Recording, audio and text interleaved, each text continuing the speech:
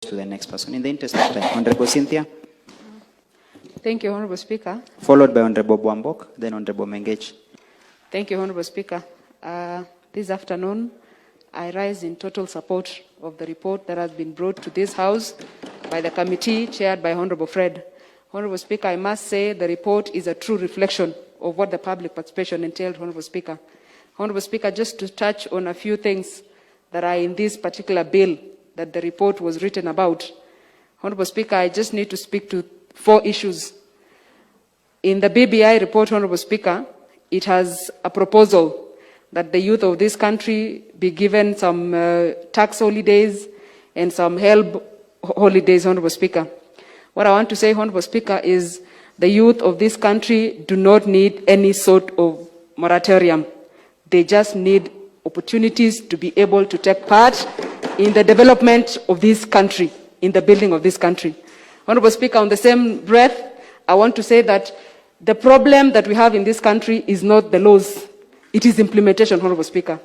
As we speak, Honorable Speaker, if implementation in this country was up to date, we will not be talking about youth not having jobs or capital to start businesses. The YAGPO, we would be having youth accessing up to hundreds of billions of money in this country. But implementation, Honorable Speaker, is a problem. Honorable Speaker, on the issue of women, Honorable Speaker, this BBI proposes that it will be able to deal with the not more than 2/3 gender rule. Of course, Honorable Speaker, it is a very captivating promise as it has been written, Honorable Speaker. But there is zero guarantee, Honorable Speaker, in this particular proposal. It is just a statement, I think, that is aimed at getting attention, Honorable Speaker. Again, Honorable Speaker, there is a proposal that the members of the National Assembly, the women reps as were known, Honorable Speaker, are moved to the Senate. Honorable Speaker, that is a downgrade and demotion to the women of this country, Honorable Speaker. We will not accept, Honorable Speaker, as women of this country. You cannot pull us from the decision-making table to the top of the table, Honorable Speaker, to be flower girls. Honorable Speaker, this one will refuse. We still want to have the NGAF money so that they can be able to sort a few problems in this county, Honorable Speaker, and in this country.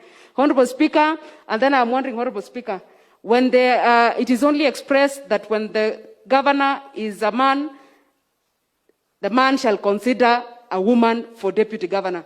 Honorable Speaker, I think it is decided for the deputy prime ministers that it is not a preserve for women, it is only for men. They have not said that they should also consider women in the deputy prime minister's position. Honorable Speaker, same to the deputy president. They have cut it out clear that this is not for women. And as women of this country, Honorable Speaker, we have refused this one, Honorable Speaker. You cannot give us some petty things and then deny us the great things, Honorable Speaker.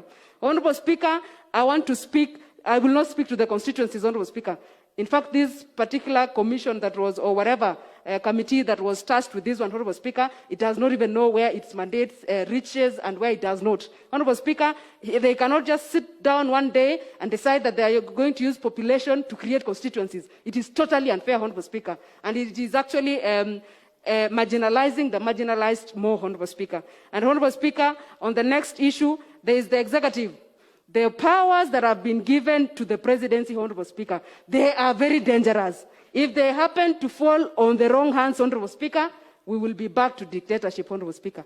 They are very dangerous, the powers that have been given to presidency, Honorable Speaker. Honorable Speaker, the last thing that I want to speak to, and the very emotive issue that the people raised issues about, Honorable Speaker, is about the wage bill.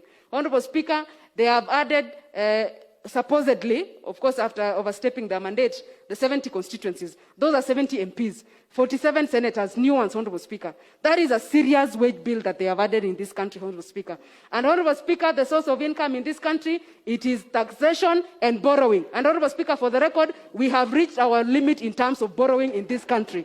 And Honorable Speaker, what that means is, it is me and that Wanjiku of mine in Kilibwani who will be taxed more. And Honorable Speaker, let me tell you, that Chebiji of mine, Honorable Speaker, in my ward, Honorable Speaker, that will be taxed. And let me tell you, Honorable Speaker, we are already feeling the pinch of taxation. I know most of the men, the ladies will agree with me. When they went for the shopping in December, they bought a 10-liter cooking fat at 1,300 shillings, Honorable Speaker. But I went to Jubilee the other week, Honorable Speaker. I was told it is 1,850, Honorable Speaker. Honorable Speaker, that is insanity. And we cannot come here and put a signature on insanity. That is insanity we are inviting into this country, Honorable Speaker. Honorable Speaker, the issue of 35%. 35%, Honorable Speaker, I must say that it is only someone who has not lived in this country long enough who does not understand what that means, Honorable Speaker. Honorable Speaker, it is a different thing to wish for your kids and your family to be able to live in a mansion, and it is a different thing to implement and ensure that it happens, Honorable Speaker. Honorable Speaker, this country cannot lie to us. The law said you can only give not less than 15% to the counties, Honorable Speaker. But I have never heard, unless anyone has heard, this government giving 15.1%, Honorable Speaker. It has never happened, Honorable Speaker, and it is because of lack of goodwill. The allocation to the counties, Honorable Speaker, can be able to get to 50%, Honorable Speaker, without mutilating the Constitution of Kenya, Honorable Speaker. Honorable Speaker, the tax breaks to the youth and all that can happen without amendment to the Constitution, Honorable Speaker. The increment of the Constitution, Honorable Speaker, it just needs the IBC, Honorable Speaker, to be able to sit down and do that, which is a constitutional mandate, Honorable Speaker. It does not need the amendment of the Constitution, Honorable Speaker. The fighting of corruption, Honorable Speaker, is the lack of goodwill. Otherwise, we have all the institutions to be able to ensure that, Honorable Speaker. It does not need the amendment of the Constitution, Honorable Speaker. And lastly, Honorable Speaker, women getting a third of the positions, Honorable Speaker, it does not need the change of the Constitution, Honorable Speaker. It needs things to be implemented in this country. The World Development Fund, Honorable Speaker, we have bills and there are counties who are enjoying up to 50%, Honorable Speaker. It is absurd, Honorable Speaker, that some counties went ahead and passed this bill, Honorable Speaker, to bring the allocation to less than 10 million. Well, they have 40 million, Honorable Speaker. Honorable Speaker, that is something like giving your brains a holiday so that you vote a yes for this particular thing, Honorable Speaker. That is a backward thing, Honorable Speaker. We cannot accept, Honorable Speaker. And Honorable Speaker, just to sum it up, the only thing that needed constitutional amendment in this of the Constitution of Kenya 2010, Honorable Speaker, is the creation of the position of the Prime Minister and the two Deputy Prime Ministers, Honorable Speaker.